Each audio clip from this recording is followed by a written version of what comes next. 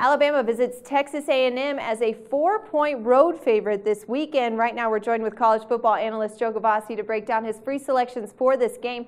Texas A&M, Joe, is very similar to Ole Miss in the way they approach their offense. I mean, the two are ranked first and second in the SEC in scoring offense, passing offense, and total offense. Now, the Reps beat Alabama back on September 19th. Texas A&M is going to be studying that film, figuring out how to create those turnovers they need to win. They've got home field advantage and, of course, the revenge factor. But, Joe, can the Aggies pull this thing off? Nice analogy there, Megan, with the kind of offenses, although handicapping by comparative scores can be a bit dangerous. Nonetheless, this is an outstanding start for the Aggies, who have improved their defense tremendously over the 39 points they allowed last year, including 59 to Alabama in the most embarrassing loss in Texas A&M history. Can the Aggies, an undefeated team, turn it around against the Crimson Tide? The situation says they can, and so does that matchup advantage, which you pointed out, Megan. First of all, let's focus on the situation.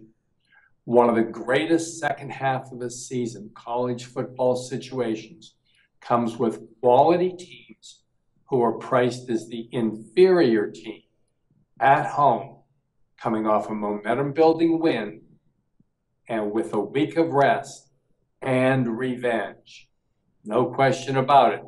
Revenge is certainly on the menu this week for the Aggies, and they have the tools to get it done. Best of all, everybody's in love with Alabama again after the rout of Georgia 2 weeks ago and then the comeback against Arkansas for a solid victory last week, just allowing Arkansas to come in the back door for the cover. I think Alabama might be a little fat here, knowing they beat this team by so many points last year and coming off those two big wins. A&M, meanwhile, will be very, very hungry for this game. Arguably one of the biggest games of the year in College Station. Take Texas A&M here in a great situation in the revenge game of the week. Now, Joe, you just mentioned the UGA game, Alabama game that was a few weeks back.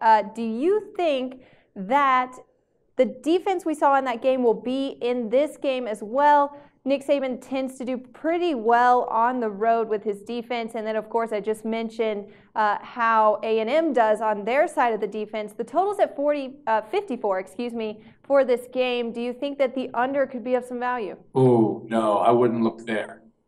I don't think so. Most games with A&M have the tendency to go over a number like 54, even though their defense is improved. And Alabama tends to get sucked into higher scoring games when playing quality opponents. Look at the Ole Miss game. So it wouldn't surprise me to see a little more scoring in this game. I won't have a play on this over, but I wouldn't look at the under. College football analyst Joe Gavazzi, thanks again for being back with us and for the great insight.